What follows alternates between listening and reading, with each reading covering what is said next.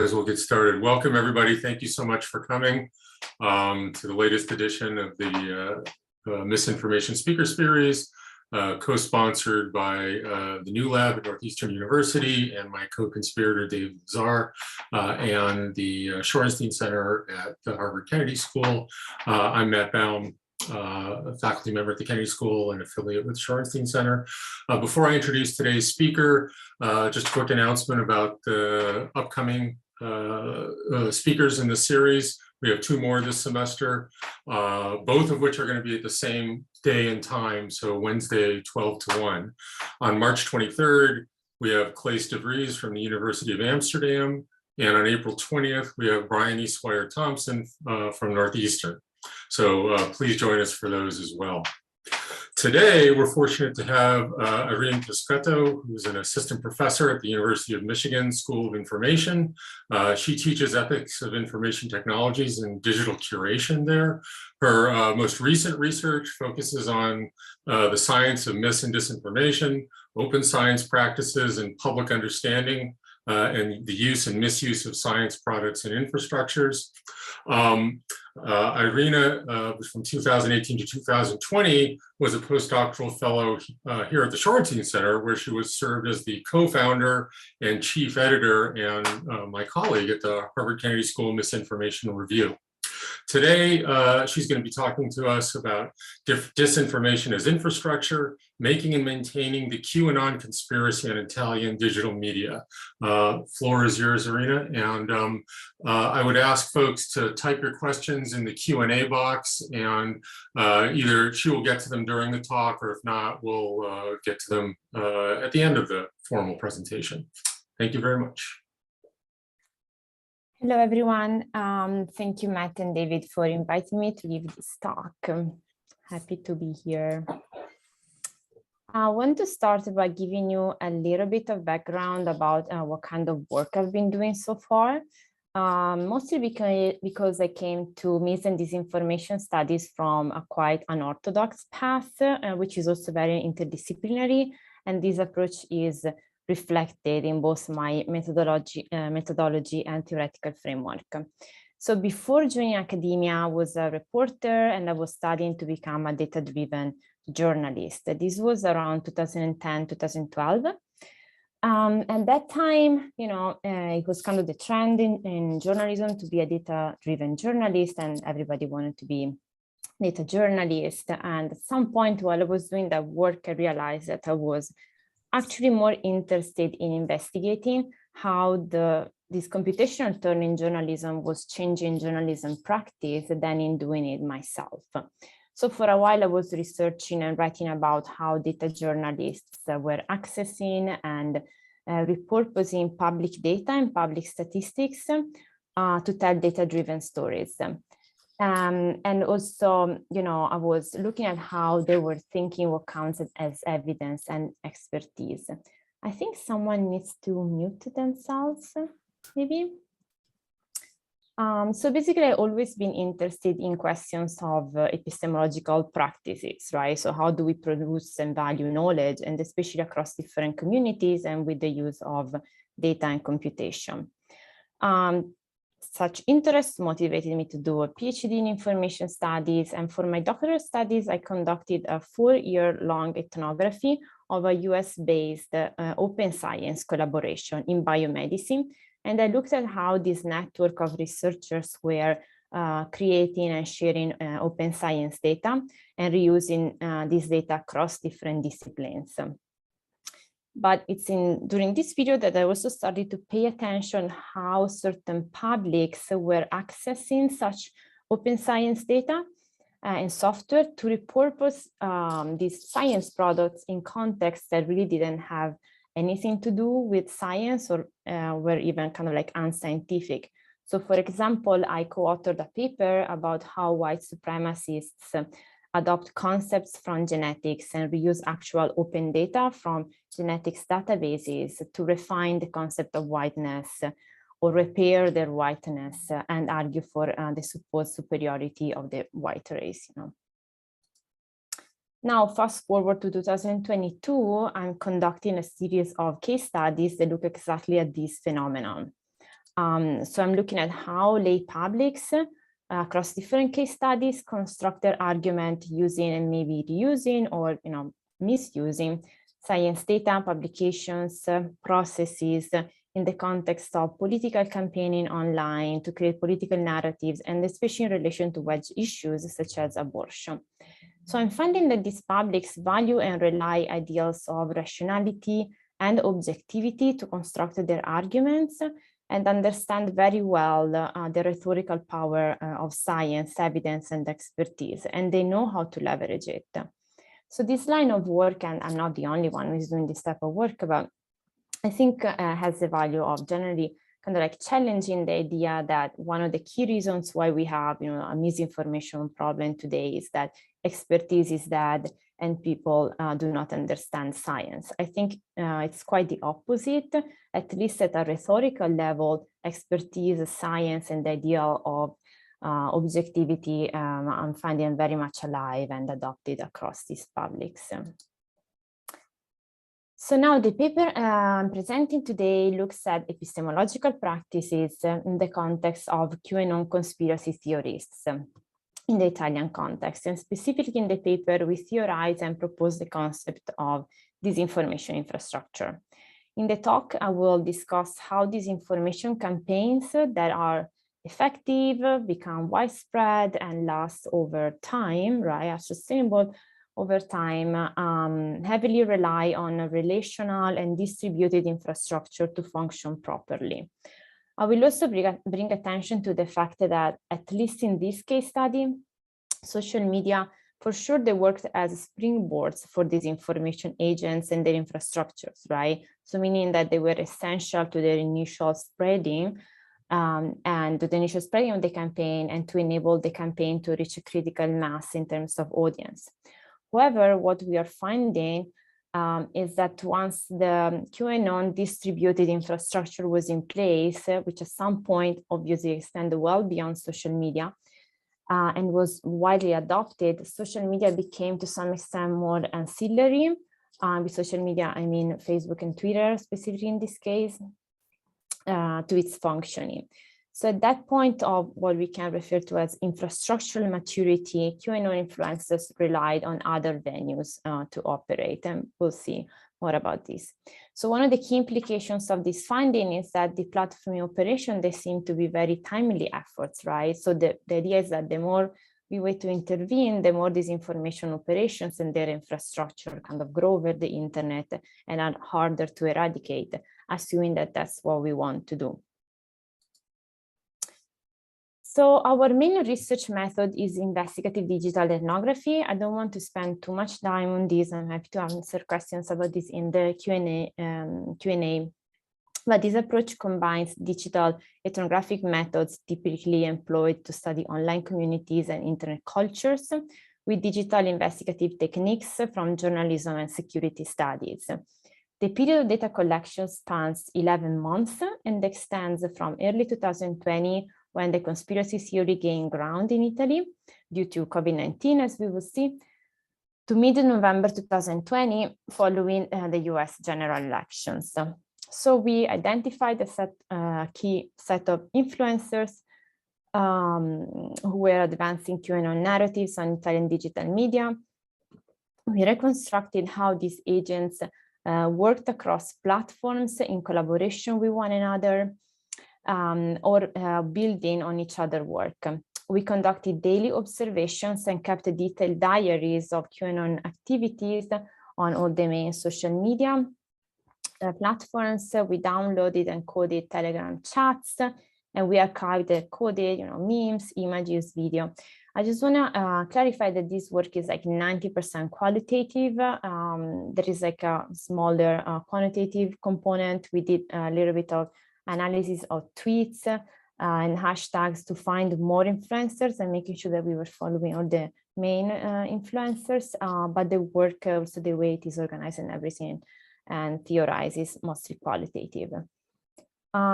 So this is also to say that our digital observation work builds on the recognition that everything in the digital environment can be gained and manipulated by the wide variety of people and entities with incentives to do so. So in our work, when we do observations, we take nothing at face value like others do in this field. And we expect that things which appear to be quantifiable and data-driven, such as likes, shares, retweets, etc., are easily and often manipulated. So patient observations, note-taking, and iterative coding allowed us to keep track and make sense of the QAnon trail of data interactions and connections. So the talk has a pretty straightforward outline. I'm going to first review what we mean when we say that we study QAnon as a research endeavor. I have to explain you what an information infrastructure is and how it works. Otherwise, I cannot explain you how a disinformation infrastructure works, right? So I need to do a little bit of a research review. Then, of course, I will go over our findings of how QAnon does infrastructural work. And then I will close with some takeaways, and hopefully I will convince you that all this work matters. So as I was saying, our case study is the QAnon conspiracy theory, and specifically its instantiation on Italian digital media and the Italian language. So QAnon, probably most of you already know, that is typically described as a right-wing conspiracy theory derived from a series of Q drops, also referred to as droplets of truth. So drops are short, cryptic posts released on image boards by what back then was an anonymous individual, self-identified as Q, as they're written as if seeking interpretation by a participatory audience, right? So the QAnon phenomenon has been discussed through a variety of analytical lenses, notably as a religion or a faith, as a behavioral tendency, and as a participatory game indeed. However, a number of scholars, a growing number of scholars, I would say, are investigating QAnon as a research endeavor, as it is characterized by specific epistemic practices, as we will see. So the practice of endless research is key to QAnon. Its influencers often refer to QAnon itself as a research group and invite followers to do your research as a mechanism for sense making. So Marwick and Partin argue that QAnon's institutionalized orientation towards knowledge production distinguishes QAnon from other conspiratorial online communities, which primarily rely on anecdotal evidence rather than systematic inquiry, I meant to say, to sow doubt in scientific consensus. So it is through this systematic inquiry that QAnon supporters intend to produce certainty via the construction of alternative facts. Now, building on this understanding of QAnon as a research phenomenon, we investigate QAnon affiliates as the designers, maintainers, and users of a distributed infrastructure of disinformation. The premise here is that scholars within information science, information studies, STS, and also human-computer interaction have long studied the design and maintenance of information infrastructures in the context of science or bureaucracy. Arguing that such infrastructures, especially in science, are essential for the organization and sustainability of today's scientific work, right? So we couldn't do science without the scientific infrastructure. And findings from this line of research on information infrastructures, which I was also writing about, are often employed by funders, by program officers at NIH, NSF, etc., to kind of guide their intention of funding or distributing funding in order to sustain scientific work. So in this paper, what we wanted to understand was, well, if QAnon is a research endeavor and is like a serious one that is actually producing knowledge, can it produce evidence without an infrastructure? And if it does create an infrastructure, how does this infrastructure looks like? That is, resembles the ways in which information infrastructures work, or is it different? So that's kind of the motivation for the study. Okay, so now I need to review the literature, as I was saying.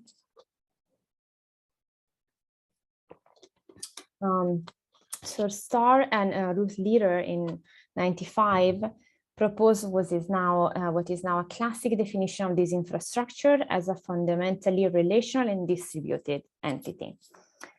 So the information infrastructure is relational in the sense that the daily work of one person is the infrastructure of another, and we'll see an example of this. It is distributed through its layers of both physical and abstract entities. So computers, tools, humans, protocols, but also standards and memory practices are studied as part of the same complex and constantly changing network. For its participants, an infrastructure is neither natural or automatic, but it is learned through time and practice. So you don't become part of an infrastructure, all of a sudden. It's learned through time and practice. It takes time.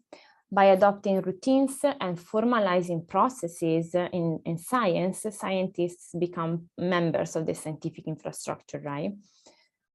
So we are defined by also the standards that we respect every day in our work.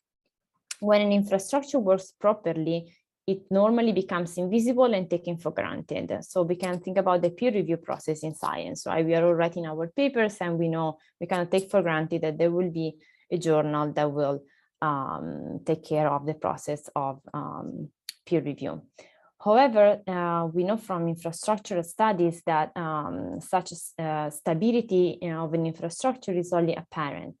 Infrastructures continue to change and are subject to moments of breakdown. So, for example, during the pandemic, it was much harder to go through the process of peer review, and the process of peer review itself reached a moment of really breakdown because they were receiving so many papers about COVID-19, and also desk rejections became much more common, and the whole process was kind of shaky for a while.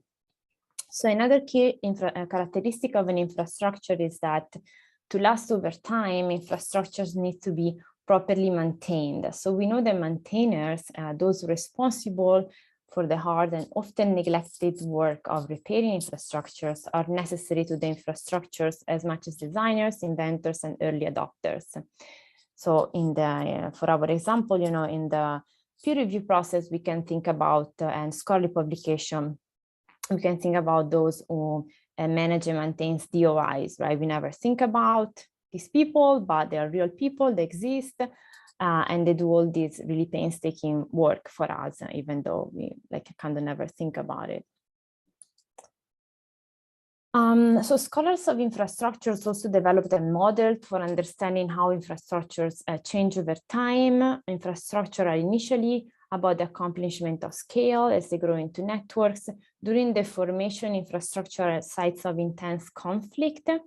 If they survive this phase, infrastructures undergo an intermediate phase in which they become heterogeneous systems linked to each other via the consolidation of agreed upon gateways like standardizations. So once in place, the infrastructure, as I was saying, disappears and is taken for granted. An important concept here to keep in mind is the concept of momentum, which represents this moment or multiple moments when the infrastructure develops in trajectories and path dependencies.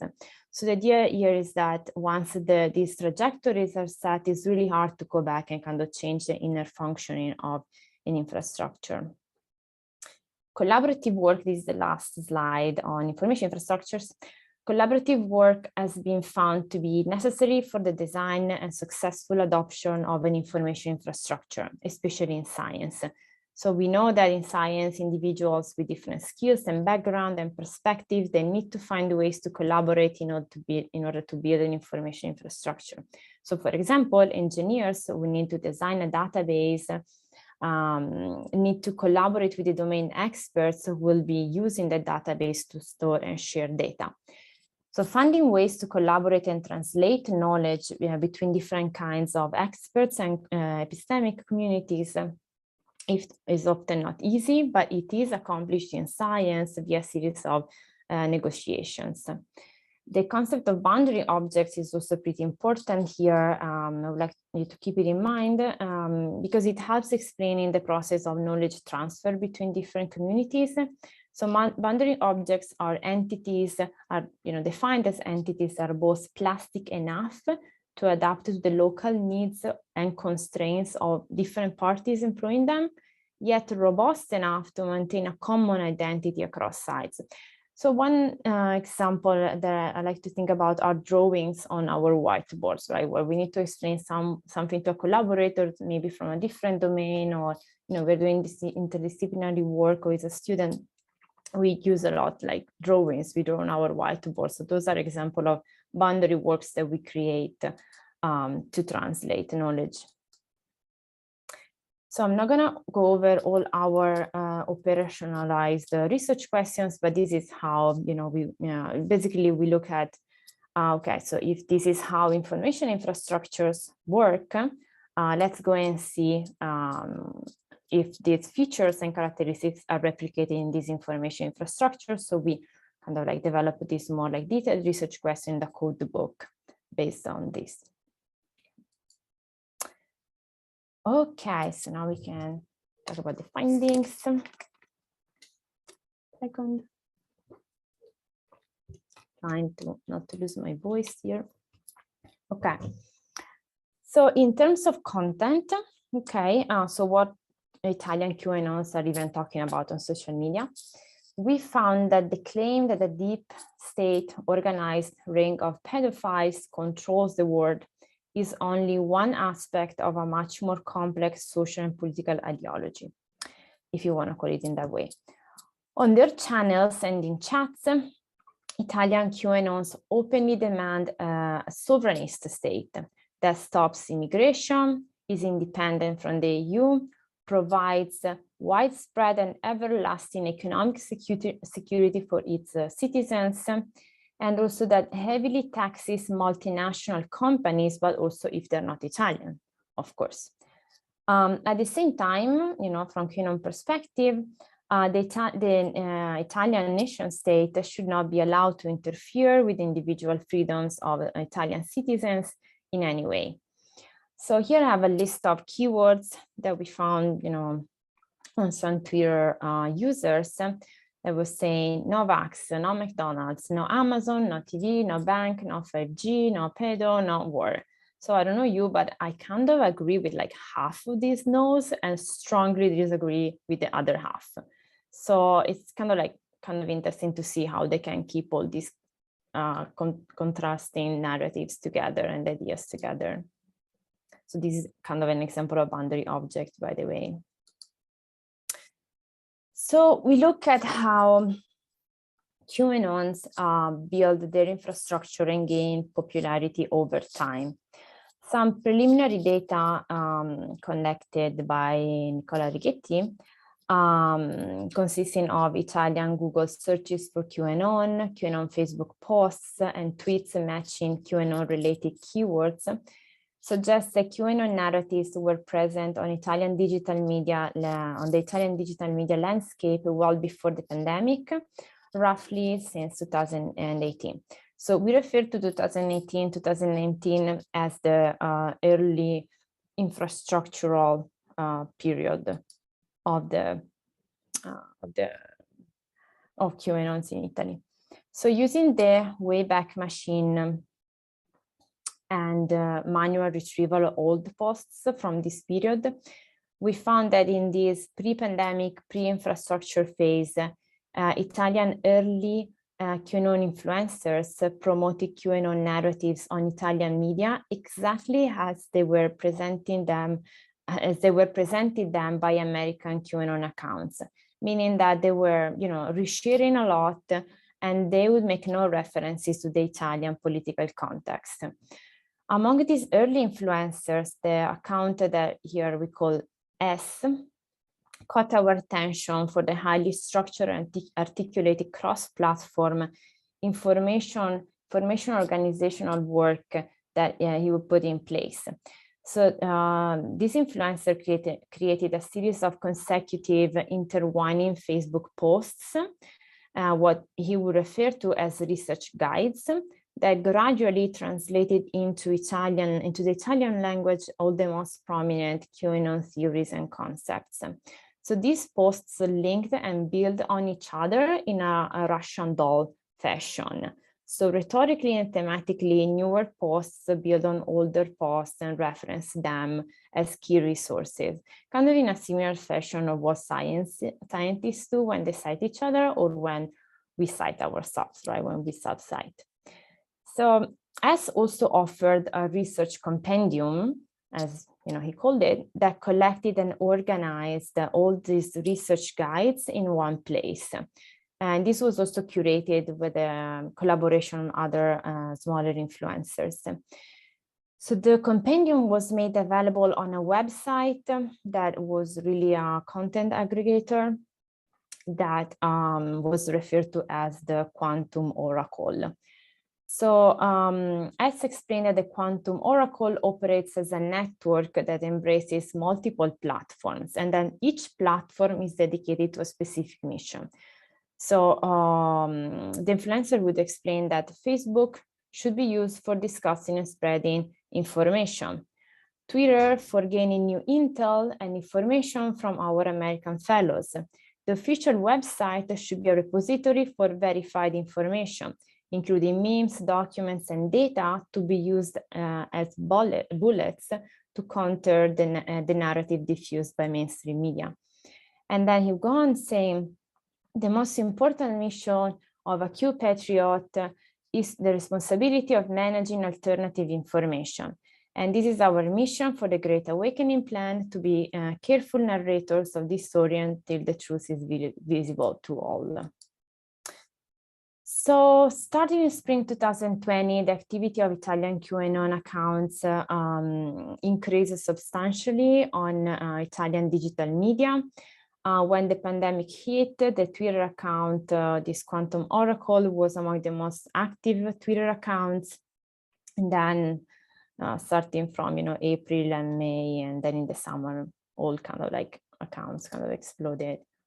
So it's when the pandemic hit that we started to notice, however, also a dramatic thematic shift in the Italian QAnon narratives. So Italian QAnon supporters now systematically recontextualize QAnon theories into the European and Italian context. So now they're doing this, they're not just translating or resharing, they're actually doing some recontextualization work. So in March, as participated in an interview on a radio, which also live streamed on the radio's YouTube channel. During the interview, as highlighted that Italy itself occupies a central role in the organization of the deep state. According to us, Europe is the continental expression of the American deep state, and US with Trump back then, and Russia are now, back then, right, in an alliance to take down the corrupted liberal deep state globally and reinforce local nationalism. So in the paper, we identify a series of tactics that influencers use to recontextualize US narrative into the Italian context and into the Italian political sphere. And we show how these theories work as boundary objects, as I was saying earlier. So for example, before the pandemic and even before QAnon was even invented, there was this right-wing conspiracy theory in Italy, in the city of Bibbiano, to cut it short, social workers were abusing children. Okay, so after QAnon became a thing, QAnon supporters recontextualized this event as they said, see what happened. Now, these are part of a larger and much more international deep state pedophile operation, right? So we were right that this was actually happening. In summer 2020, we noted a slow but steady movement of activities from Twitter and Facebook towards Telegram chats. Our observations at this point focus on two different QAnon influencers who were very active on Telegram, and they were leading this effort, or basically using social media to recruit people for the chats. We focused our observations on the chat with the highest volume of daily activity and membership. So the chat admins or these influencers, right, represented themselves as members of a team of professional investigators who have been doing their research work worldwide for a long time. Most importantly, we saw that they were also using the chat to promote a series of news channels, blogs, websites, and content aggregators that they were also creating, designing, and managing. In particularly, there was this website called qresearch.it that was an aggregator of QAnon theories and research guides, etc. So on their aggregators, they would link to external resources, as I was saying, but not just to the resources that they were created, but also to like content created by other influencers. And we noticed that basically different groups of influencers, they would link to each other's work, even though they never actually collaborated, and they were kind of competitors in a sense, but they could reuse each other's infrastructure to increase their visibility. And so this is what we mean when we say that the infrastructure is relational, right? And the daily work of a person is the infrastructure of another. Chat were also very interesting places because we could observe how what counts as evidence was negotiated between the influencers and their followers. These chats are highly regulated information spaces. And what we noticed is that basically there was very little negotiations or no negotiation at all. What's counted as evidence was imposed in a top-down fashion to their followers, who were asked to reshare, right, to participate in the resharing of this content, but their opinion whether the information shared with them made sense was not taken into account. And sometimes the followers would try, right, to say their opinion, but they were always shut down. So followers and smaller influencers, though, were involved in the maintenance of the infrastructure, meaning that they were promoted as maintainers, right? They were asked to code and manage chatbots, to open and close the chats, to clean up content, to remove unwanted account, to verify the account, and all these things.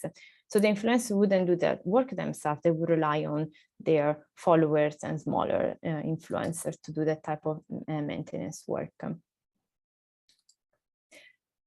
So Twitter and Facebook started to take action against Italian QAnon towards the end of summer and early fall 2020. And multiple accounts and pages were banned at that point that we were following. However, continuing to follow influencers and groups after the platforming, we noted several limitations to this deplatforming intervention. So first of all, it targeted only pages that contained the keyword QAnon or some versions of it. So the intervention failed to remove communities of established and committed users who did not identify themselves as QAnon supporters, such as that Quantum Oracle page was still up, during our period of data collection, was not removed, and also a bunch of influencers, they closed their account, they converted their open profile to closed groups to avoid the platforming. And then the second thing that we noticed was that most of the influencers who were banned, then they quickly reopened pages with different alternative names for themselves and also for the pages. And we know that this because we were following them on the Telegram chats. For example, there was this page called Critical Thinking, just really critical thinking, but in Italian, Il Pensiero Critico, which was a QAnon page. And it was also, they would change the metadata, right, of the pages so not to be caught. And it was characterized as a health and beauty blog. But they were doing all sorts of QAnon stuff on it. And the other thing that we noted is that they would use Telegram chats to encourage the supporters to follow these newly created pages, as I mentioned. So with the US presidential elections coming up, their use of chats became more intense and sophisticated, right? They really invested a lot of time in this. at some point we were also wondering, how can these people have a daily job if they're doing this all day? I'm not sure, still not sure. So they started to organize weekly online webinars to discuss and explain American politics to the Italian followers. Webinars would be hosted by the influencers and have guests, and supporters would pay a fee of 20 euros to participate to these webinars. In addition, they would post daily news videos on their YouTube news channels that were not called the QAnon because, you know, they're not stupid. They were called something else, like the newsroom, something like that. And they would discuss American political ideas and articles in Italian and explain them to their Italian followers, again, mostly stuff from right-wing media. And they also started to record and post daily videos of themselves talking about American politics on the chats themselves.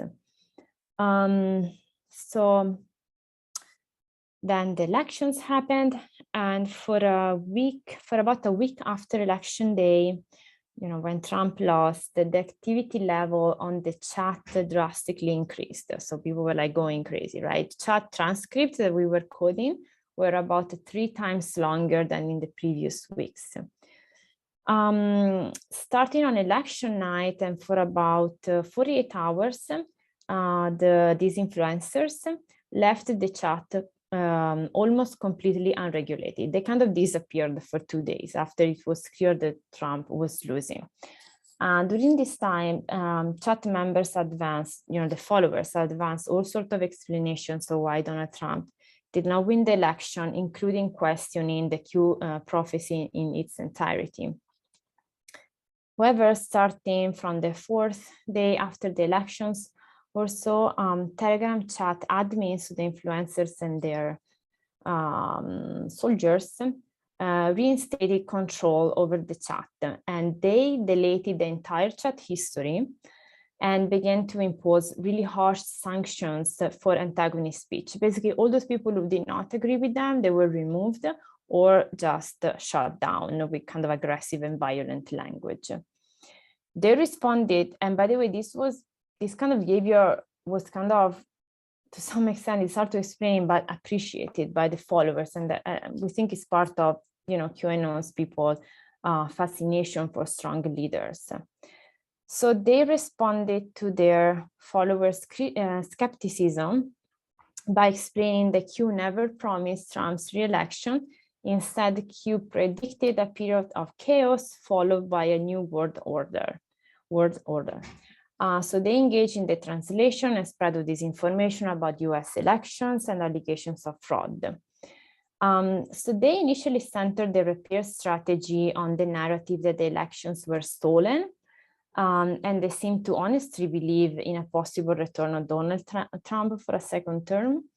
But by the time we concluded our observations in mid-November, the groups had unhappily accepted the electoral defeat, even though they were still convinced that the election was stolen, and the conversation had shifted towards promoting Trump's re-election in 2024. Okay. A second.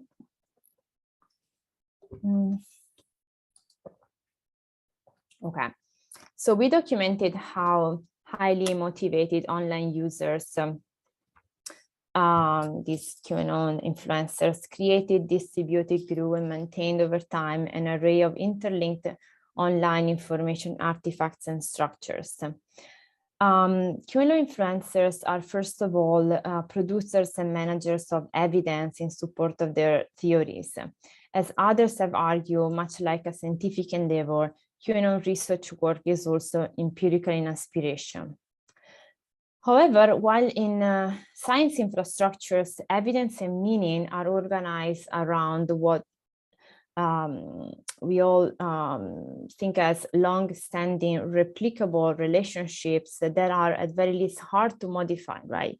I mean, science, of course, is always provisional, it's always changing, but it's hard to modify. We have accountability mechanism in place to like update knowledge in science, right?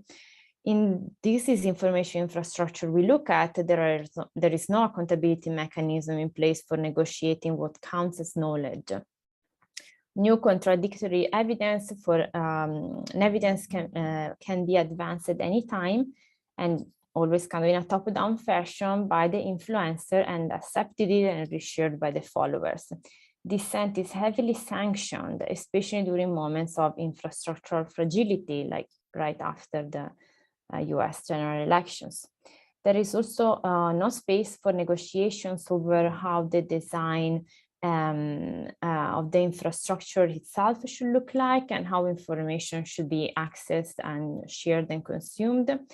Followers are allowed to participate in infrastructuring work only when it is useful to alleviate the burden of maintaining the infrastructure, right, to manage the chats, etc., but not at a design level.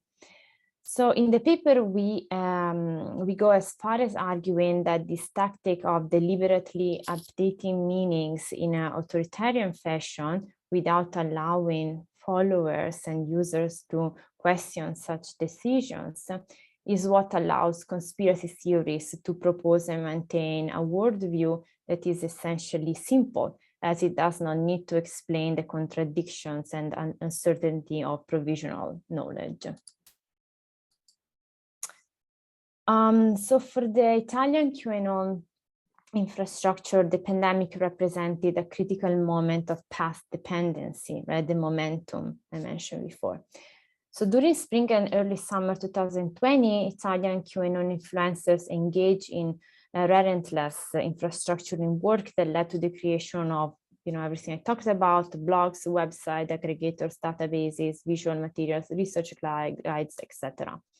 By mid-summer 2020, Italian QAnon influencers heavily relied on their Telegram chats and on the infrastructure layer that they have created to organize, curate, and present evidence in support of their theories. So by the time Twitter and Facebook deplatformed QAnon in fall 2020, a relational and distributed Italian QAnon infrastructure that expanded well beyond the social media was already in place, and these epistemic practices had been successfully adopted by its core members, a phenomenon that contributed to limiting the effect of the platforming. So not only influencers use Telegram as a refugee, right, but also as a bridge to move audiences back and forth from social media to their new accounts that they created after the platforming. Core supporters also, learned to recognize QAnon research style.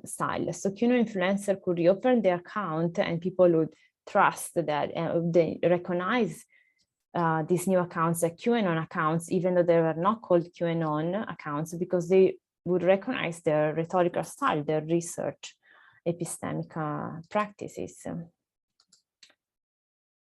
Okay, so why this matters? So we define disinformation infrastructures as relational and distributed sociotechnical entities that support the management, maintenance, distribution, and sustainability of information that is false or misleading. So Thomas Reid defines disinformation operations as attacks against a liberal epistemic order that places its trust in essential custodians of factual authority, such as science and the government. Now, the theoretical framework of infrastructure adds to this classic understanding of disinformation operations in at least two ways. It allows us to see that the alternative epistemic order proposed by these disinformation operations is based on a set of research efforts that, as others have noticed, again, kind of resemble the ones of science. So the ones of one of these custodians of factual authority, right? They are empirical in nature. However, we also noted that such practices at the same time differ from the ones of science in how what counts as evidence is negotiated, or better, it's not negotiated. And again, we argue that this lack of negotiation is what enables QAnon influencers to propose a knowledge system that is constantly changing without being held accountable for such changes, and for introducing contradictory evidence. This framework also highlights the material aspects of how distrusts or lack of trust in the liberal epistemic order is constructed. And in doing so, it highlights what such distrust requires in order to be sustainable over time, namely an infrastructure that is widely adopted but also maintained over time. Okay, last slide. So there are several reasons why we should pay attention, I think, to the growth and establishment of such infrastructures of disinformation. First of all, because for some internet users, these infrastructures are becoming fundamental resources for sense making.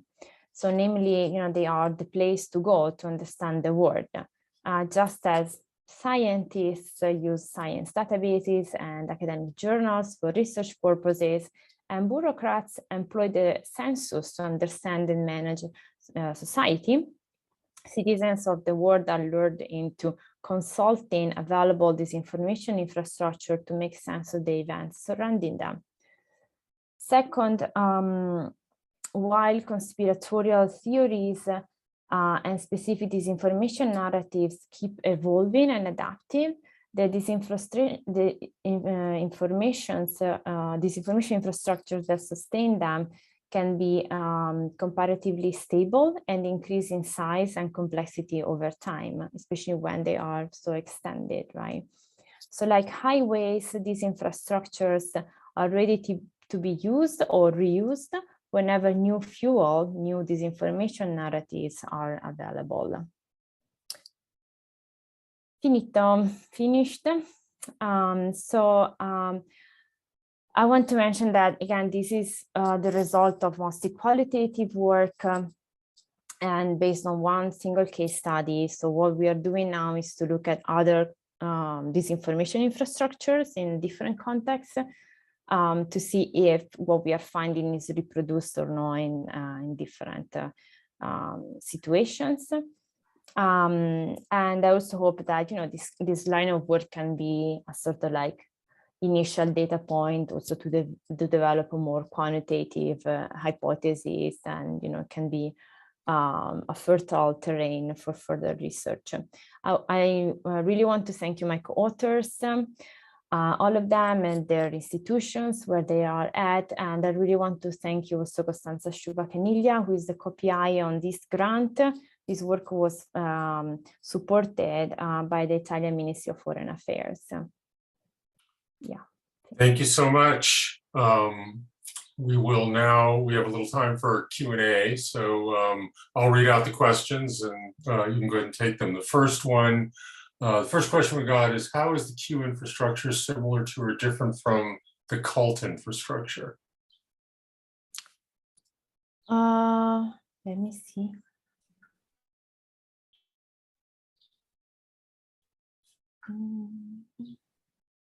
This is actually in the chat. I'm just pulling it from the chat if you're looking for it. How is the Q infrastructure similar to or different from the cult infrastructure? From the cult, from the cult. Oh, you weren't hearing what I'm sorry. I was trying to understand. Yeah, no, I couldn't understand what cult infrastructures. I'm not sure what they're referring to exactly with cult infrastructures. I'm sorry. I'm guessing that although this person, I can't channel them, but I'm guessing they mean sort of we've had long-standing ideas and research about recruitment into cults and the process by which cults propagate themselves. And is QAnon basically like a cult? Is I think the question. Yeah, cult, really like the cult infrastructure. Was that, is there like an infrastructure called cult exactly? No. One more speaking was, I missed it. Okay, so that's a good question. I am not sure. I haven't thought about it. Maybe, I guess cult infrastructure, there can be many types of cult infrastructure, it depends, but I guess it's more there's more, the thing that is similar for sure is this blind faith towards, someone's prophecy, I guess. That's the way it's similar. I'm not sure whether in cult other cult infrastructure, there is this like systematic research for evidence. So that might be a different, and also to what extent cult infrastructure are very authoritarian in nature, right? Yeah. Okay, I'm going to go to a question by Holly Symmetra, who put it in the chat, and then I asked her to expand on it in the Q&A. And since she did, I feel like I should ask that question. So a list of no's for QAnon was provided by the speaker on one early slide. She then said she found she agreed with half of them and disagreed with the other half. I don't have the list in front of me. It included McDonald's, if I remember correctly. I was asking which ones she agreed with and which ones she disagreed with. Oh wow, that's a very personal question. I didn't predict someone to ask this question, and I'm not 100% sure how it's relevant to like a more scientific conversation. Well, I guess I can say that.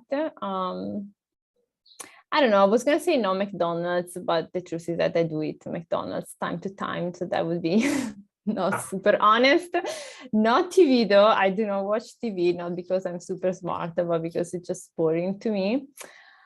I don't agree with pedophilia and war also.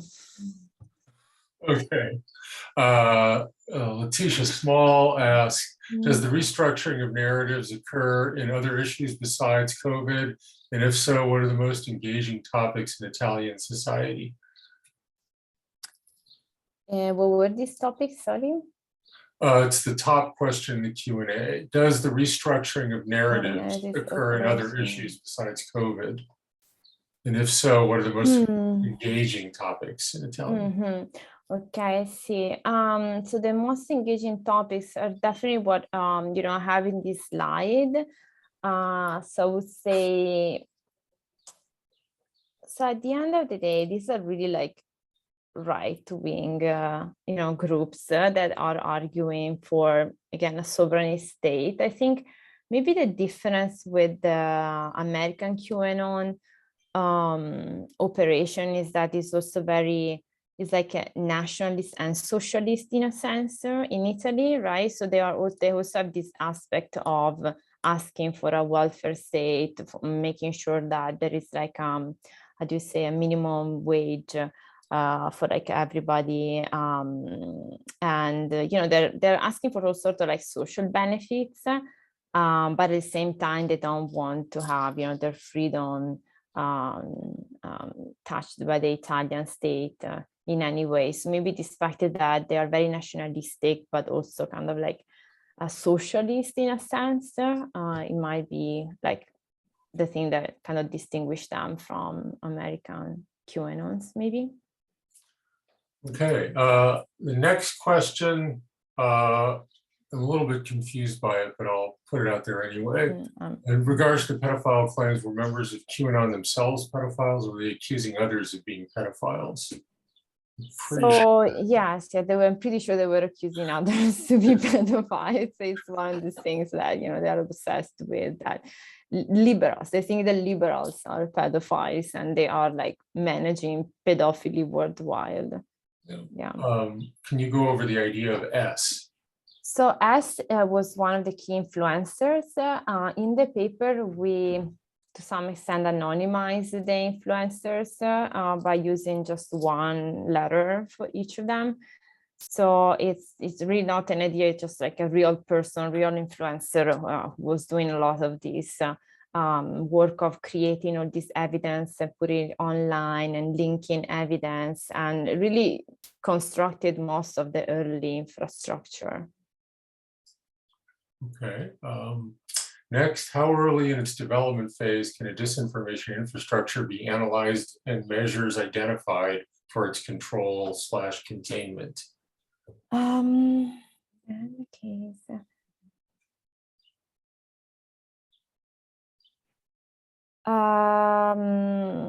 Sorry, I'm trying still to understand the question. So how early?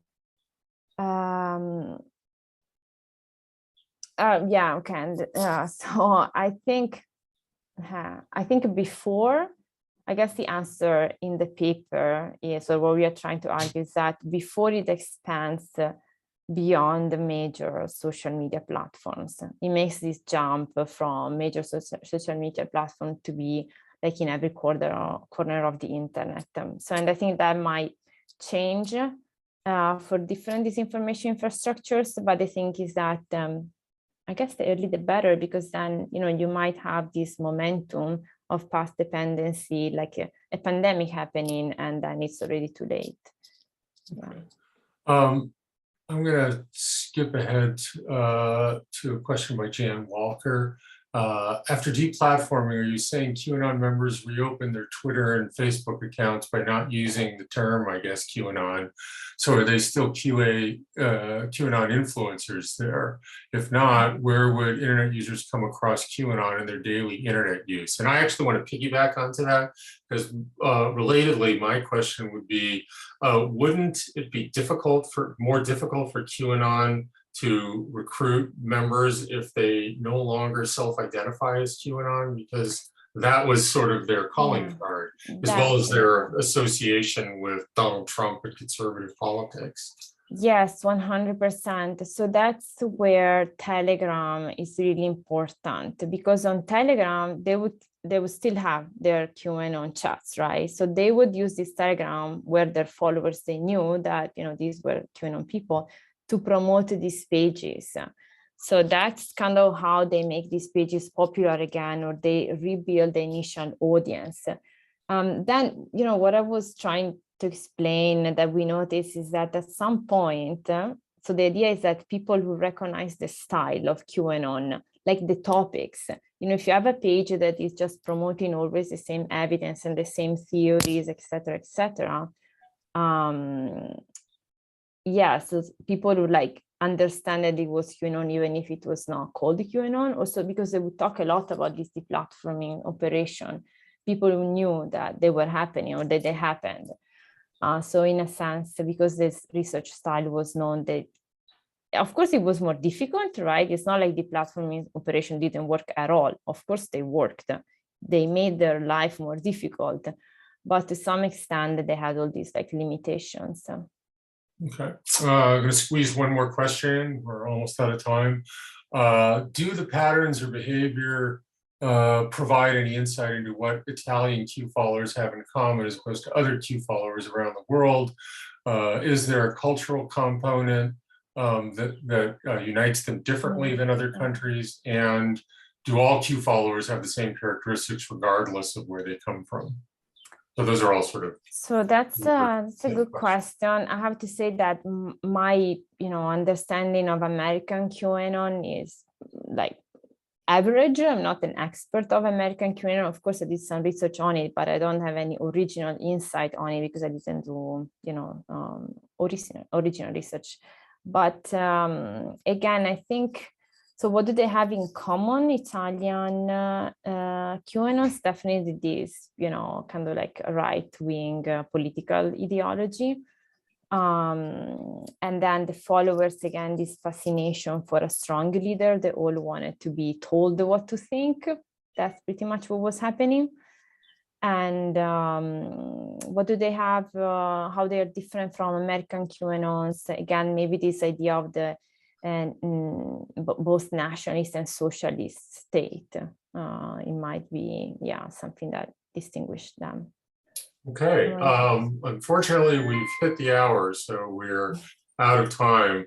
And I realize in a webinar, there's no actual way for a round of applause, as tortured as it is in virtual environments. But thank you so much, thank you. Dr. Irene Pasquetto, for your excellent talk. Having really me. Appreciate it. Bye-bye. Bye-bye. Bye-bye. Thank you.